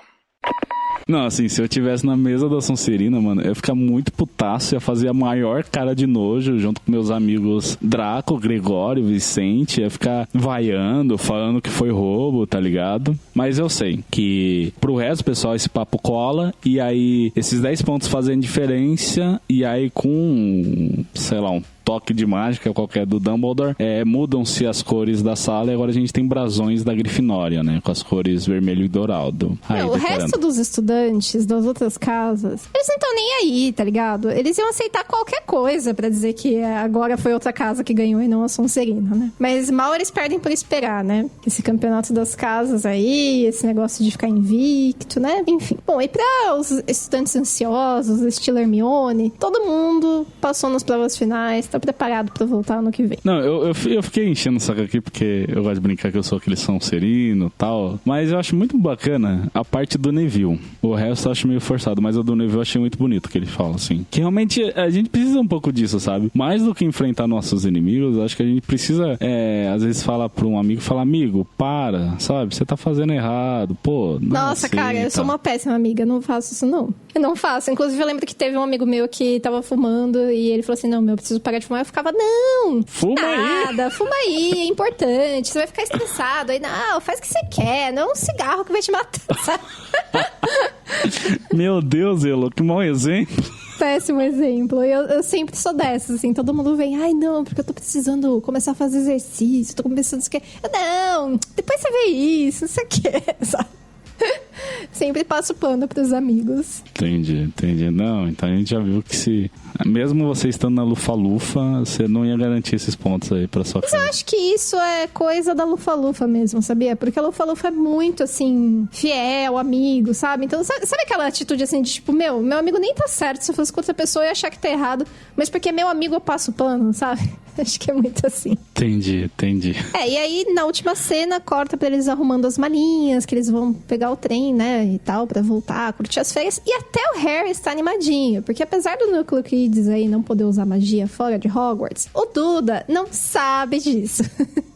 E ele tem esperanças aí de ter um verão minimamente agradável, protegido pelo medo que os Dursley têm da magia. E assim se encerra nosso primeiro livro. E vamos agora à nossa já conhecida database detalhada e exclusiva do último capítulo. Momento você tem os olhos da sua mãe. Enfim, sabemos que eram só 3 mesmo. Estou surpresa. Não, calma, Elo, isso é só do primeiro livro. Tem mais 6. Nossa, total. E vai aparecer um monte de conhecido, assim, das antigas, tá ligado? Que nem, sei lá, você vai ver uma tia que você nunca viu e ela fala, nossa, eu te carreguei no colo, tá ligado? Vão ter vários, assim. Por que fazer isso, né? É horrível. Crianças sofrem com esses comentários. Bom, e quanto à Biblioteca de Hogwarts, esse capítulo aí teve muita ação, muita conversa, mas pouca leitura. Não mencionou nenhum livro. Placar especial do capítulo, o número de revelações que a gente teve justamente nesse capítulo. Pelas minhas contas foram 7, olha só. Primeiro de todos é o Snape ser um red herring, né, um tropo aí literário, que em português acho que é arenque vermelho, né? Arenque vermelho. É a pista falsa, né? Quando a narrativa te aponta para um falso suspeito. É muito comum em livros de investigação policial, justamente, né? Que se desconfia de uma pessoa... Ai, adoro livro de investigação policial. Acabando de gravar, vou ler. E aí meio que encobre pro verdadeiro suspeito, que no caso era o nosso querido, nem tanto assim, Quirrell. O segundo é o que o Quirrell é um duas caras nos dois sentidos, né? Literal e figurativamente. O terceiro é a pedra tá escondida no espelho, né? Junto com toda aquela magia Lucy Crazy do Dumbledore, de só uma pessoa pura poder retirar a pedra de lá de dentro, tananã. A quarta é que o Snape e o Thiago eram rivais, mas que como o Thiago salvou a vida do Snape, isso explica porque que o Snape odeia o Harry, mas ao mesmo tempo se sente na obrigação de protegê-lo, né? E por isso ele passou o ano inteiro tratando o Harry mal, ao mesmo tempo que pelas costas do Harry estava salvando ele. O quinto é que a Lilian se sacrificou pelo Harry. O sexto, que o Harry é blindado justamente por esse sacrifício, né? Com a magia do amor. E o sétimo, que foi o Dumbledore quem deu a capa por Harry. Eulô, você tá de acordo com todas essas revelações? Você acha que tem alguma outra? Teve alguma aqui que eu forcei a barra? Não, acho que todas foram revelações bastante relevantes, né? No caso, o Snape e o Quirrell, né? O Quirrell é o verdadeiro vilão. Sim, é um combo. Mas, não consigo perceber nenhuma revelação relevante, nada muito assim que não esteja na nossa lista. Aprovadíssima. E aí os pontos ganhados e perdidos para as casas de Hogwarts. Rony ganhou 50 pontos. Hermione também ganhou 50 pontos. Harry 60 e Neville ganhou 10 pontos. Personagens importantes vistos pela primeira vez, a gente tem o Voldemort, o nosso querido Valdemar. Cara, é mesmo. Ele não tinha aparecido. É que fala tanto dele, sabe? Que nem... Parece que ele já tava lá. Pois é. Ainda que só um arremedo do Voldemort, né? O Voldemort, de fato... Quer dizer, ele tava ali o tempo todo, só a gente que não viu, né? Ninguém viu, na real, porque tava na cabeça Tava escondido embaixo do turbante, olha só. Quanto às criaturas mágicas presentes no capítulo, o Trasgo é mencionado. E os artefatos mágicos, mais uma vez, encontramos o espelho de Ogezed. Quanto a feitiços presentes no capítulo, a gente tem o Quirrell conjurando cordas não verbalmente, né? Até tem um feitiço aí mais pra frente que é de conjurar cordas, mas é com a varinha. É o Encarcerus. E o Harry se usa do poder do amor pra se proteger dos ataques do Quirrell / Voldemort e matar o Quirrell, né? Que foi isso que aconteceu. O Harry matou uma pessoa. Ele morreu. Encrencas em que Harry se mete e não sofre nenhuma punição, então a gente tem uma dúvida, né? Porque ele matou uma pessoa e passaram o pano pra ele. Mas a Elo tá dizendo que não. Então, e aí? Se é com 6, vira 7, 6, 7, 6, 7? Cara, eu não sei. Realmente... Nossa, eu acho que a gente precisaria... Será que tem algum ouvinte advogado aqui pra explicar pra gente uma situação como essa aí que aconteceu com o Harry e o Quirrell? Porque, né? E que pesado, né? Eu vou te falar que eu não lembrava que o Quirrell morria. Eu achei que ele ia preso. Eu acho que era melhor que tivesse acontecido isso, né? Que ele tivesse se queimado e ido preso. Porque, poxa, sabe, é um livro infantil. Não cabia muito essa morte, assim, né? Eu sei que é meio que um mal de herói que eles são, como eu falei, figura incólume, né? Eles nunca vão atacar, eles vão sempre se autodefender, que nem foi o caso aqui. E aí... Então, já tava nesse tom aí de, ai não, mas o Harry, não foi que ele foi lá atacar a mão que queimava o Quirrell, não, ele tava se defendendo, era o único jeito. Então poderia também ter deixado assim, o Quirrell ficou vivo, né? Ele se queimou e tudo bem, né? Voldemort subiu, mas ele foi preso, foi pra prisão bruxa. Não, mas aí, que nem isso do mal dos heróis, eu lembro de 2 outros casos aqui. O Luke Skywalker, que salvou a galáxia, mas matou 1 bilhão de pessoas dentro da Estrela da Morte, tipo, foda-se. E outro caso é do Avatar Aang, que tem um... pra quem viu a lenda de Avatar. Mas na 3ª temporada, meio que assim, todo mundo fica falando... Me dá spoiler aí. Todo mundo fica falando, Aang, você tem que matar o Senhor do Fogo. Aang, o Senhor do Fogo vai dizimar o reino da Terra. Aang, tem que matar o cara. E o Aang fala, não, mas é contra a minha natureza, eu sou monge, não sei o que e tal. E realmente, ele tem esse lado pacifista. Só que assim, são 3 temporadas dele em guerra contra a Nação do Fogo. E o tanto de dobrador que ele matou, tipo, tem um momento lá que os dobradores de fogo, eles usam dirigíveis, usam balões, sabe? E o Aang derruba esses balões, tá ligado? E nessa hora ele não matou, né? Ele só... não sou eu que mata, é Deus, tá ligado? Eu só derrubo o dirigível. E aqui meio que cai a mesma coisa, assim, né? Mas, enfim, aí fica... Você acha que a gente pode penalizar o Harry de ter matado o Quirrell? Ou você acha que o... Não, porque se o Harry não matou, foi o Dumbledore. Eu acho que, assim, inocente até que se prove o contrário. Então, pode ser que tenha sido o Dumbledore, pode ser que tenha sido o próprio Voldemort quando o deixou, do corpo, né? Ter uma... Acho que vou passar um pano pro Harry aqui. Isso aí não é culpa dele, não, tá? Não foi encrenca. Foi o Quirrell que procurou ainda encrenca nesse caso. E vou te falar que essa informação aí que você me deu de Avatar me deixou muito desanimada de assistir. Eu morria de vontade, eu falava... Mas não, a série é boa. A série é boa. Já me deu preguiça essa história aí, sabe? Então eu vendi errado aqui, porque a série é boa mesmo. Vendeu errado. Bom, mas eu sei que a gente tem mortes nesse capítulo, né? Que é justamente que a gente falou que ele no Quirrell. E finalmente, Elo, a gente mudou o número de mortes. Agora a gente tem 3. Yay! Temos 3 mortes. Finalmente mais alguém morreu pra endossar nossa estatística aqui. Já dizia o Stalin. E temos também, vou te dizer que temos também 3 partidas de quadribol. Não temos. Não temos 3 partidas de quadribol. Como que não tem? Porque, Elo, a gente tem que estar dentro do campo junto com o Harry pra contar como partida de quadribol. Você e o Harry tava desacordado. É o cético da partida de quadribol. Se você não viu a partida, ela não aconteceu. Exatamente. Pô, a gente nem sabe se teve apanhador ou não dentro de campo pro lado da Grifinória. Não teve. Teve 3 partidas de quadribol. Não, aqui tá com...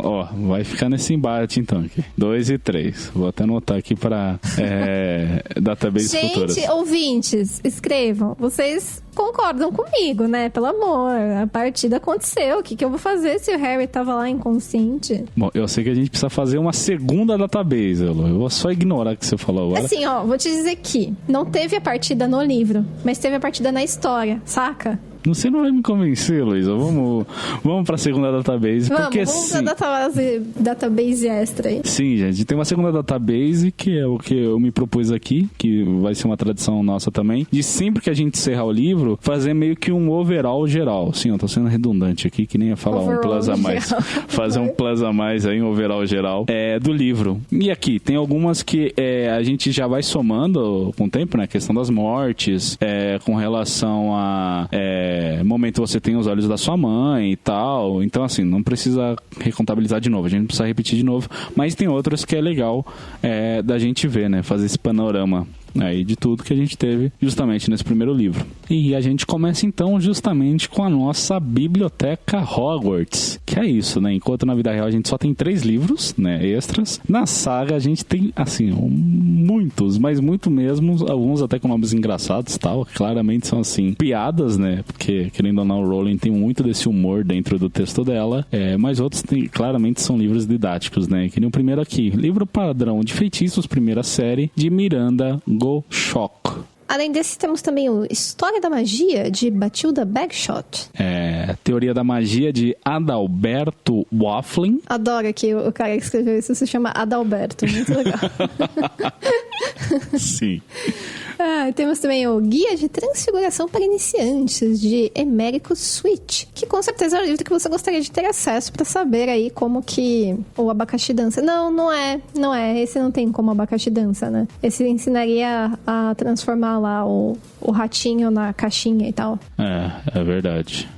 E tem uma piada aí também, né? O switch, mudar com transfiguração, a gente até comentou no episódio lá e tal. Sim, isso mesmo. O nome do autor é Emérico Switch. Switch significa mudar em inglês, né? Ou trocar, alguma coisa assim. Então, bastante adequado a um mestre de transfigurações que escreveu o livro. E outro que tem brincadeira com o nome da autora é o de 1000 Ervas e Fungos Mágicos, né? O nome da autora é Phillida Spore. Spore em inglês é esporos, que nem dos fungos, sabe? Dos cogumelos. Esse é um livro que eu queria muito que tivesse na vida real. Eu acho que falta, porque assim, a gente vai falar do Criaturas Fantásticas e Onde Habitam mais pra frente, que é o livro que fala mais, assim, de criaturas humanoides e animais. Então eu acho que precisava muito ter o 1000 Ervas e Fungos Mágicos, sabe? Que vai escrever sobre as plantinhas, sobre os fungos, né? Os cogumelos e tal. Eu acho muito legal, como uma boa lufana. Eu acho que minha matéria favorita nesse negócio é ser herbologia, então eu sinto muita falta, assim, de não ter esse livro, né? E aí tem o Bebidas e Poções Mágicas, de Arsênio Giger. E como você muito perspicaz notou, arsênio é uma palavra derivada de arsênico, né? Seria tipo como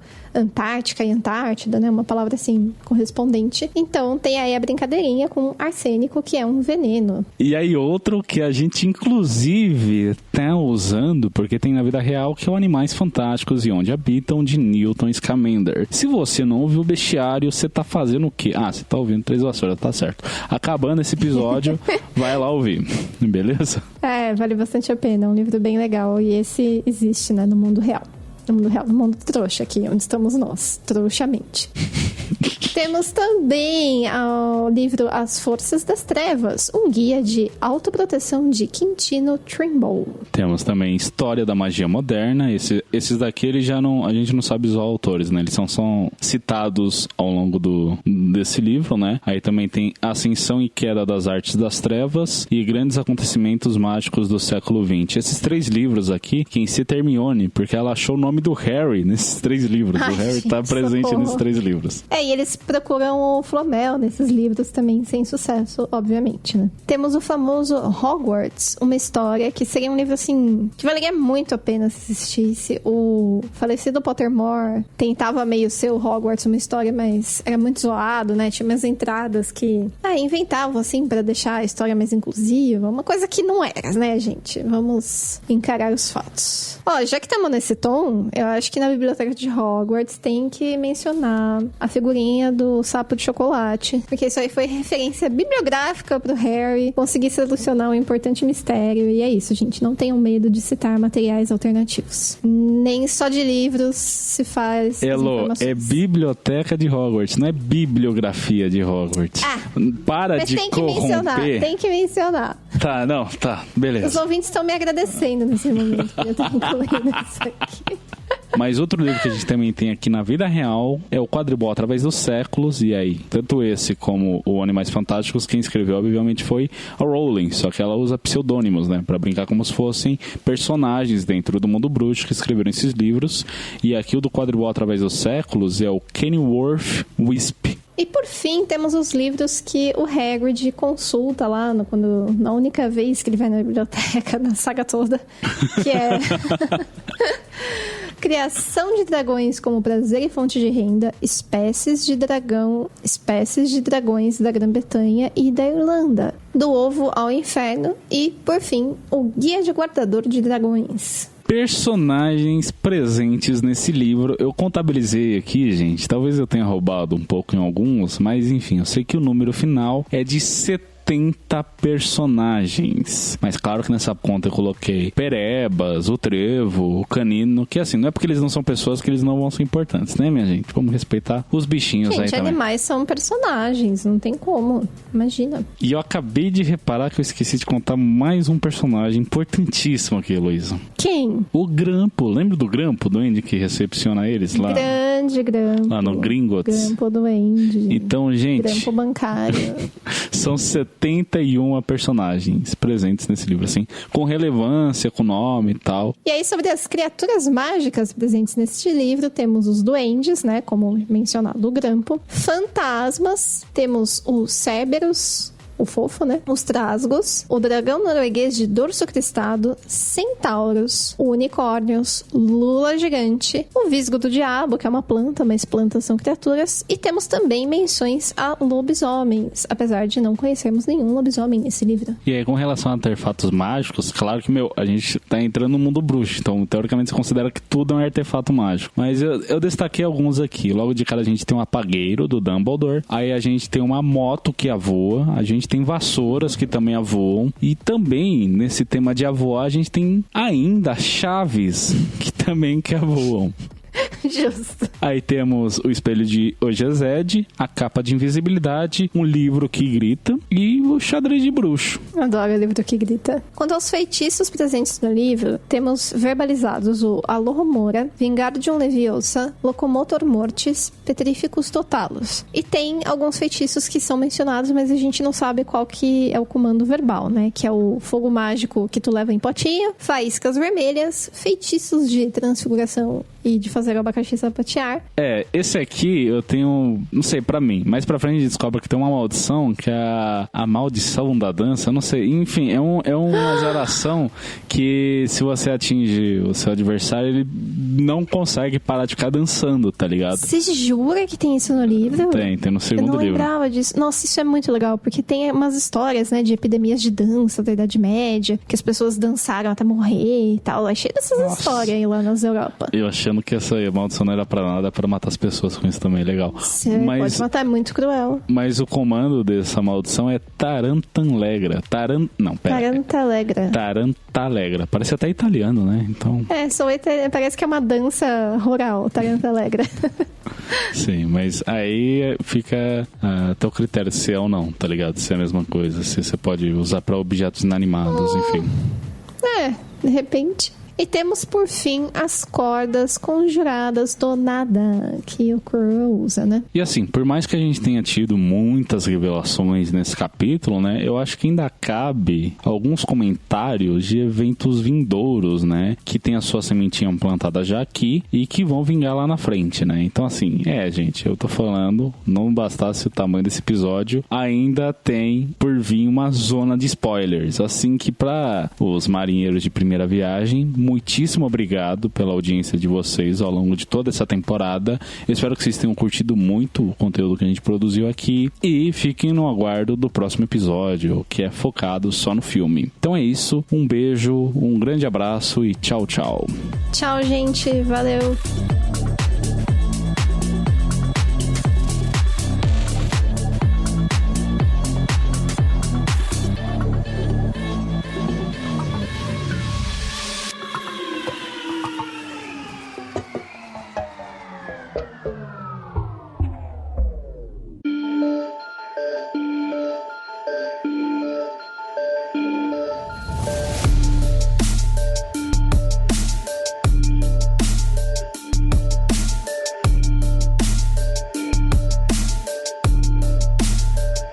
Vamos então agora para a zona de spoilers. Vamos. E eu já vou abrir a zona de spoilers aqui recitando um trecho desse capítulo.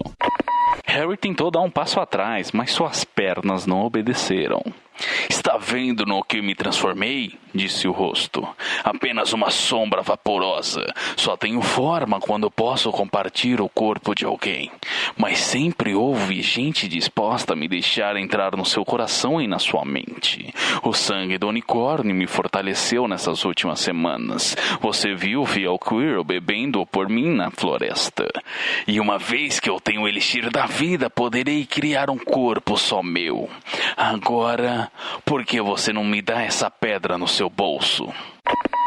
Na verdade, ele ia ter feito meio similar assim, né? Está vendo no que me transformei? Porque... Não, por favor, não.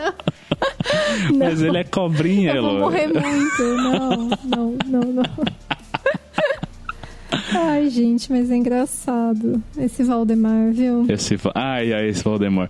Mas, enfim, dessa fala é legal que dá pra tirar muitas coisas, paradas que vão rolar lá na frente, né? O próprio conceito das Horcrux tá desde aqui, assim, sabe? Nessa fala.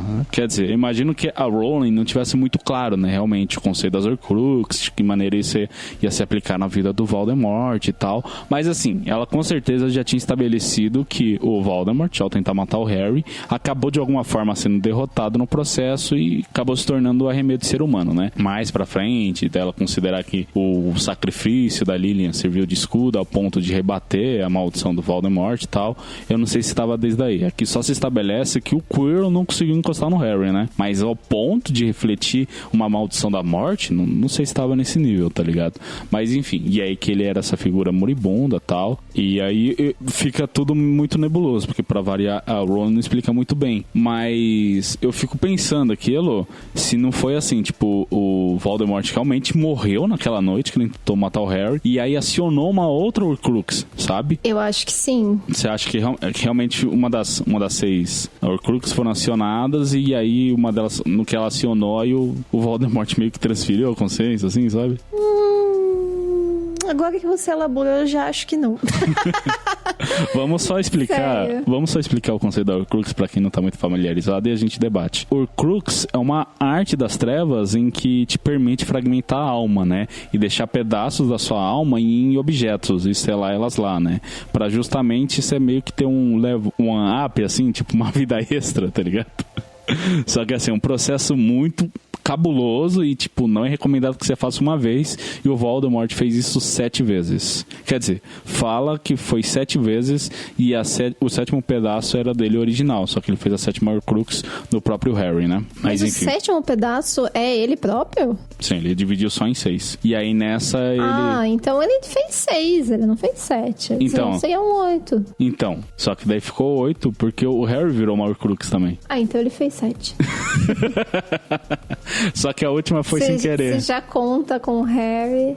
Você conta com o Harry e vira 7. Mas aí, por que você acha que você não gostou na minha fala? Não é que eu não gostei, não. É que eu não entendi muito isso que você tá colocando de ter sido ativado e tal. Eu entendo que ele fez a Horcrux com o Harry, né, acidentalmente. Mas, sei lá, isso não é bem que ele morreu, né? Que ele se parcionou ali, se dividiu uma vez mais, sem essa intenção, né? Não, mas eu falo que, tipo, ele no processo de tentar matar o Harry, se matou, fez uma Horcrux no Harry, e aí esse arremedo de Voldemort que a gente tem nesse primeiro livro, seria uma das Horcrux, seria um pedaço da alma dele vagando. E aí, de que Horcrux seria? Eu falo de acionar a Horcrux, é uma das outras 6. Ou do medalhão, ou do diário, ou do diadema, não, sabe? Eu acredito que ele seria o que restou do original mesmo, sabe? Ah, ele não morreu, então. Não, ele não morreu. Ele realmente só se transformou nessa sombra justamente por ter essa alma dividida e tal, esse maligno, não sei mais o que. Entendi. Não, agora que você falou,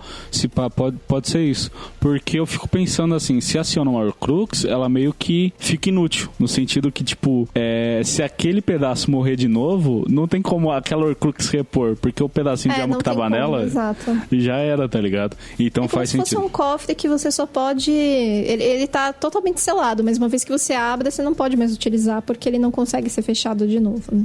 Sim, e aí não faria sentido depois, né, no sexto e no sétimo livro, eles irem atrás de Caesar. Eles irem atrás de todas, exato. Porque uma delas já teria sido gasta, não teria sentido. Não, faz total lógica, assim, curti.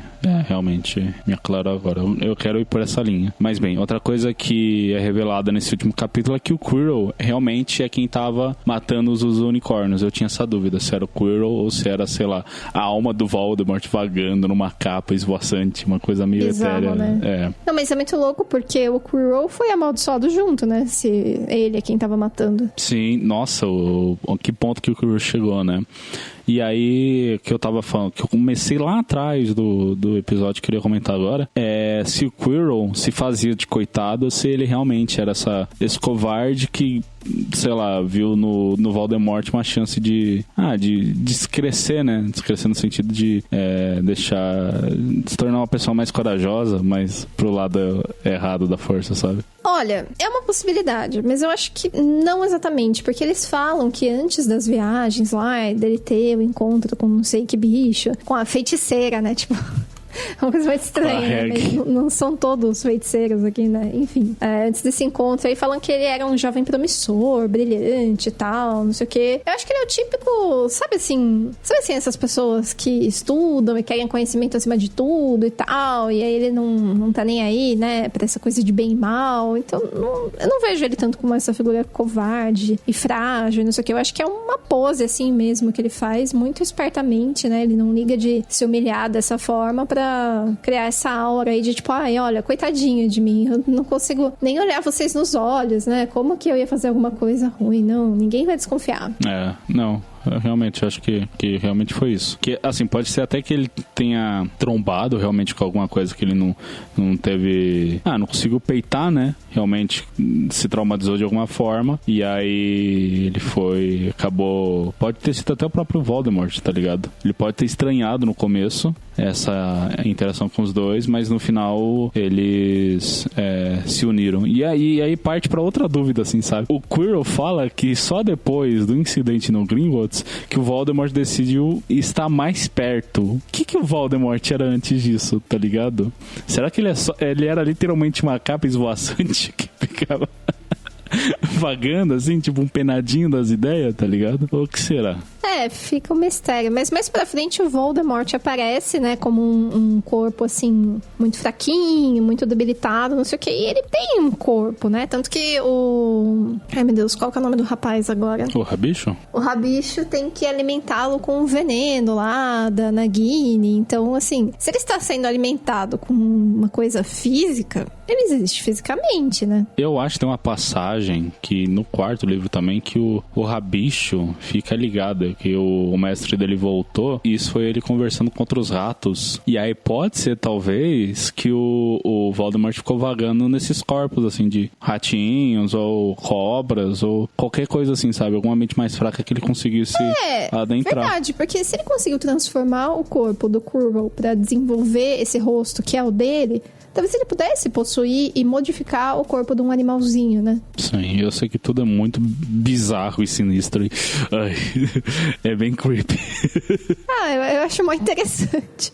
Tudo bem. Bom, mas não só de Voldemort a gente tem revelações aqui, né? Também tem a questão da rixa entre o Severo e o Thiago, né? E esse é um tema que vai ser mais abordado ao longo dos livros, né? E se anuncia desde aqui que o Thiago salvou a vida do Snape e tal. E assim, a resposta de como que o Thiago salvou a vida do Snape a gente vai ter só lá no terceiro livro. Todo aquele BO do Lupin. Nossa, é tão jogado o Dumbledore falar essa história de que salvou a vida. Tipo, gente... Não. Você achou meio jogado? Pô, achei mó legal.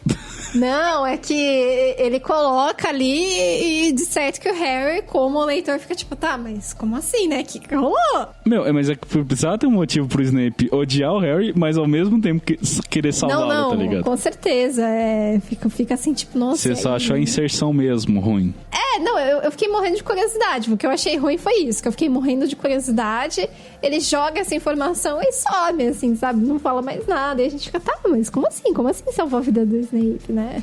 E isso é claramente que a Rowling ainda tava trabalhando, né? E ela só vai retomar no terceiro livro, tá ligado? Acho que sim, até porque quando você entende a história toda, a coisa é bem menos... Ai, nossa, Glória, Tiago, Potter, do que parecia, né? Mas bem, eu acho que, assim, com relação aos spoilers, né? E o que a Rowling plantou aqui vai vingar lá na frente, que é exclusivo desse capítulo, acho que a gente já trabalhou bem. O episódio também já tá bem gigante, né? Só que outra tradição que eu queria fazer aqui dentro do Três Vassouras é que sempre a gente fechasse um livro, dá o nosso parecer final dele, sabe? Se a gente curtiu, se nem tanto, enfim, algum último comentário, assim, sabe? E aí, Elô, você gostou de A Pedra Filosofal? Eu gostei muito, eu adorei. Eu adoro esse livro, assim, eu tenho uma memória afetiva que eu não consigo me desvincular, né, então acho que hoje em dia eu consigo enxergar vários problemas, né, na história, né, o tanto que eu reclamei aí do amor de mãe, da Lilian, não sei o quê, mas eu adoro esse livro, assim, eu não... Foi muito legal reler, né, assim, quando eu fui reler, eu já tinha 27 anos, eu falei assim, nossa, será que eu não vou estar destruindo minha experiência? Será que esse livro não é péssimo e tal? E não foi o caso, sabe, é um livro legal, segura a nossa atenção, dá vontade de continuar lendo. Mesmo pra escrever os roteiros, era super difícil, assim, focar em um capítulo, sabe? Ficar lendo, relendo partes, não avançar, porque, assim, por mais que eu saiba as linhas gerais da história, né, dava aquela curiosidade de, tipo, não, mas eu quero ver o que vai acontecer agora, né? Como que vai ser e tal. Mas e você? O que você acha, assim, relendo esse livro pela 1000ª vez? Já é a terceira vez que eu leio, assim, quer dizer, eu devo ter lido muito mais vezes quando era pequeno, né? Mas teve uma segunda leitura aí, quer dizer, uma primeira leitura já adulto, que quando foi por Quem Sabe Mais, que justamente foi o que deu origem ao Três Vassouras, e agora, de novo, pra fazer essa análise aí, capítulo a capítulo e tal. E já nessa minha primeira pro Quem Sabe Mais, eu achei esse livro meio abaixo dos demais, assim, com relação... Oh. Pois é. Mas foi assim, desde a tradução mesmo, né? Como eu tinha pegado um PDF online, né, pra reler, porque eu queria justamente destacar alguns trechos, porque a ideia era que eu respondesse a perguntas, então algumas informações mais concretas, por assim dizer, né? Alguns dados, etc. Tipo, qual que é o nome da empresa que o Walter trabalha? Eu lembro de ter destacado lá, Groening e tal. Eu lembro de estar lendo esse PDF e falando, nossa, mas esse texto tá muito ruim, gente, tá muito mal escrito. Será que eu não peguei alguma tradução de fã que jogou no Google Tradutor e você sabe? E aí eu fui ver lá na ficha técnica do livro e tava lá, tradução de Lee Wyler. Eu falei, gente, mas é tão ruim assim, sabe? Tem alguns trechos que é bizarro, assim. E aí eu até dou alguns motivos pra isso. A gente tem que lembrar que, pelo que eu saiba, tipo, o primeiro livro que a Rowling publicou de fato, sabe? E ela pode ter levado 6 anos, sim, mas tipo, é o primeiro trabalho dela, real concreto, assim, tá ligado? E não foi tarefa fácil ter escrito esse livro, como a gente falou, ela ficou 6 anos aí com uma série de perrengues, tá ligado? Desde a morte da mãe, lidar com luta, etc. Ela não conseguia parar nenhum emprego, ela, enfim, tava com filha pequena e tal, a gente falou mais detidamente lá no primeiro episódio oficial, né? Então, assim, tem todos esses fatores e, assim, geralmente quando a pessoa, ela tá produzindo o livro pra editora e tal, você tem um aporte da própria da editora, sabe? De um editor te guiando no processo da escrita, etc. E não, ela não teve nada disso. Então, assim, é o primeiro livro dela, é característico dela, na escrita dela, ser uma linguagem mais simples e coloquial. E aí, esse livro cai no colo da Lee Wyler, aqui no Brasil. E pelo que eu pude ver em entrevistas, enfim, o histórico dela, a Lee Wyler, ela não tá muito acostumada a traduzir livros infantis. Ela vinha de uma escola, digamos assim, mais erudita de tradução, sabe? Isso aí tem lógica. E aí, fica meio que uma salada mista muito louca da tradução da Wyler, sabe? Porque tem que somar mais uma coisa, né? Isso aí que eu esqueci de falar. Ela tinha uns prazos ridículos, gente, pra tradução, assim. Eram uns tempos hábeis patéticos, assim. Que não eram hábeis, né? Um tempo tempo que não é hábil, não é viável. Então, soma-se isso, esse tempo hábil inábil, na real, com uma tradutora que está acostumada a traduzir livros, digamos, mais complexos, por assim dizer, né? Com uma escrita mais rebuscada, em um livro cujo original não é tão rebuscado o texto assim. O resultado disso é uma salada mista muito louca, em que você tem vários recortes disso, assim, não é nem pra lá nem pra cá. O livro nem, às vezes tem fala de personagens que não condizem com as personagens, tá ligado? Tem vários termos, assim, que você não vê na fala de uma criança, ou até do narrador de um livro infantil. Tipo, eu fui descobrir ano passado o que era entrementes, e é uma das palavras que mais aparece dentro do livro, tá ligado? E, enfim, tem todo esse histórico por cima disso. Então, junta-se tudo isso, e eu acho que a trama é muito bobinha, né? Eu tava ouvindo esses dias o Caso Elefante, que é lá da Estação 9 3/4, que depois virou Estação 21, que eles também têm essa proposta de pegar capítulo a capítulo de Harry Potter, mas assim, gente, eu fui descobrir quando a gente tava no 16º episódio aqui. Então, não apontem a gente como cópia, como plágio, porque não foi, realmente, até porque a gente vai pra linhas diferentes. Enfim, total. Eles estavam comentando que eles estavam relendo o segundo capítulo, e eles falaram que parecia um filme de sessão da tarde. E eu sinto que esse livro, de modo geral, é muito isso, sabe? São várias situações, várias sketches que não são tão amarradas assim, sabe? A condução não é tão boa assim, meio que as coisas só vão acontecendo, tá ligado? Ao longo da trama, de, tipo, ideias que a Rowling teve, mas ela não soube amarrar muito bem, ou não tem muito porquê de algumas coisas, assim, que depois ela foi corrigindo em momentos em que as crianças precisam de protagonismo, e aí, para isso, os adultos têm que ter a atitude mais irresponsável e burra, sabe? Como que o Dumbledore não percebeu que o Voldemort estava na casa dele durante 10 meses, sabe? Mas será que ele não percebeu? O Dumbledore é uma figura muito complicada, né? Não tem como. Então, e aí parece que eu tô metendo muito pau no livro, mas é isso mesmo. Eu, no final, foi muito legal fazer o Três Vassouras e analisar tudo isso. E eu gosto desse livro enquanto alicerce pro que vai vir depois, sabe?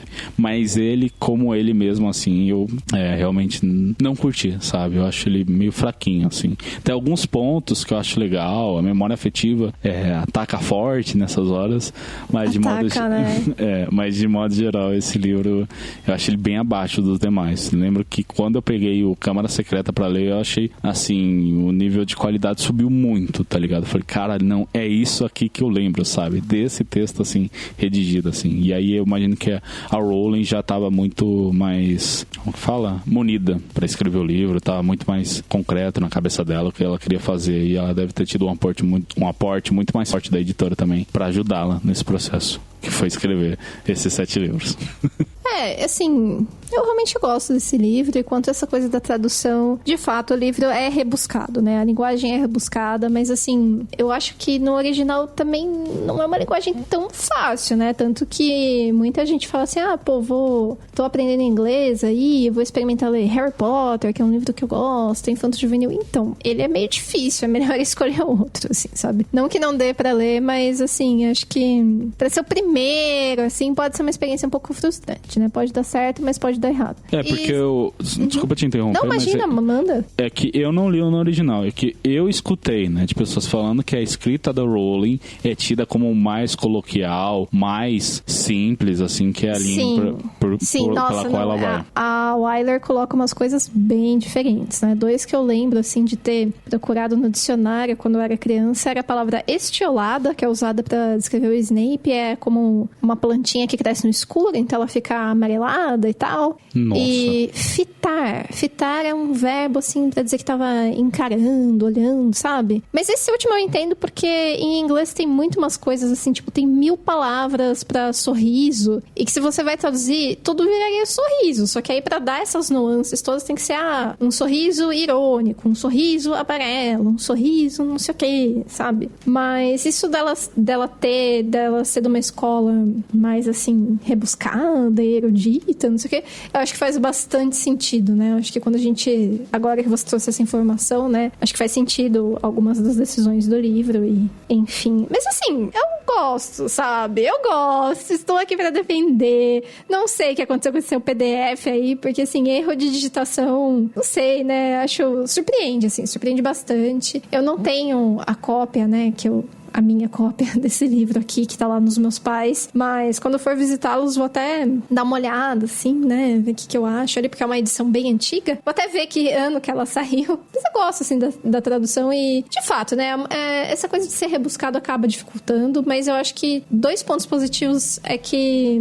é que acaba ajudando a criar esse clima de ser um universo diferente e do livro se passar num país estrangeiro, né? Porque eu acho que aqui no Brasil tem um estereótipo, né? De que os ingleses são chiques e refinados, não sei o que. Acho que vai um pouco nesse lado aí. E eu acho que, sei lá, pra mim foi legal aprender a palavra destiolado. Eu nunca usei pra nada na minha vida, mas olha aí, Lia Wyler me levou a consultar um dicionário. Esse é o segundo ponto. E até dizer que até cabia pra própria Roku buscar uma nova versão da tradução e tal. Não é interesse deles. E eu acho que muito disso porque já tem... Harry Potter já passou dessa barreira, assim, de, tipo, ser uma parada desconhecida. Todo mundo conhece Harry Potter, sabe? E quem é hypado, quem vai atrás dos livros, já vai ter um motivo maior. Por mais que no começo a linguagem seja uma barreira, ela vai querer sobrepor, porque ela vai ter a memória dos filmes, ela vai ter a memória de todo mundo falando que aquela é uma obra boa e que ela deva consumir, então vai passar disso. Mas imagina lá em 2000, quando a parada nem era tão conhecida, não era tão difundida aqui no Brasil, o tanto de gente que não aproveitou esse primeiro momento do livro justamente por conta da tradução, sabe? Mas enfim, eu acho muito estranho eles não fazerem, né? Porque, por exemplo, O Senhor dos Anéis, a gente já tinha uma excelente tradução bem estabelecida aqui no Brasil e resolveram fazer uma nova. E eu acho que isso é uma jogada de marketing editorial ótima, né? Tipo assim, olha, gente, sabe aquilo lá que você já tem, que você já... Então, aqui tem uma versão nova, ó, vamos comprar, vamos ler. Então eu não entendo, assim, por que não existe esse interesse. Mas sou apenas uma leitora, uma consumidora aí dos livros, não manjo nada de mercado editorial. Se tivermos aí um ouvinte editor, nos conte qual a sua perspectiva sobre isso. Ou se você é um leitor curioso e gosta de pensar sobre essas questões, também escreva, também nos conte, que acho que dá muito pano pra manga esse papo aí, né? Não, sim, com toda certeza. E eu acho que a gente meio que deve encerrar o podcast por aqui, né, Lucas? Chega, né? Os ouvintes não nos aguentam mais. 2 horas e 20 de bruto. Eu quero ver o editor pra editar isso. Coitado desse pobre sujeito aí. Que bom que não sou eu, né? Não é mesmo? Só que não.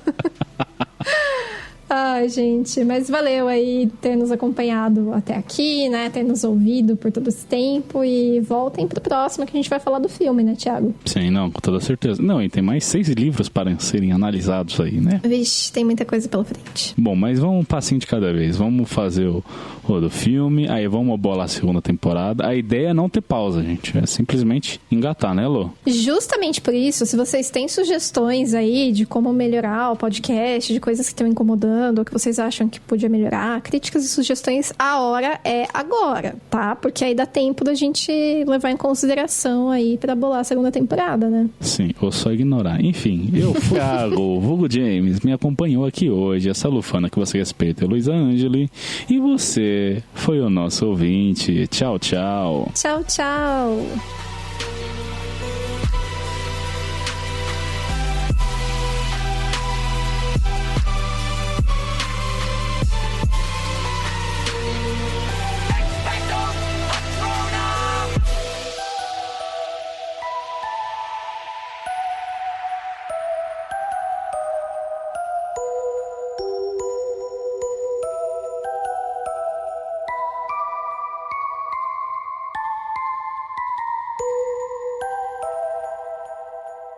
Aí fica essa questão. Seria o professor um ventríloco? Cara ouvinte, se você leu esse capítulo, sabe que não é bem isso. É. Que péssimo. Não, foi bom. Você tava pensando assim, nossa, mas será que as pessoas sabem que é um ventríloco? Lógico que as pessoas sabem. É a coisa mais assustadora que existe, um ventríloco. Não, teve uma ventríloca que ganhou America's Got Talent, então, assim, cantando, com fantoche. Nossa, meu Deus. Acho que pior que um ventríloco, só um médico ventríloco, né? Os meus pesadelos se fundindo.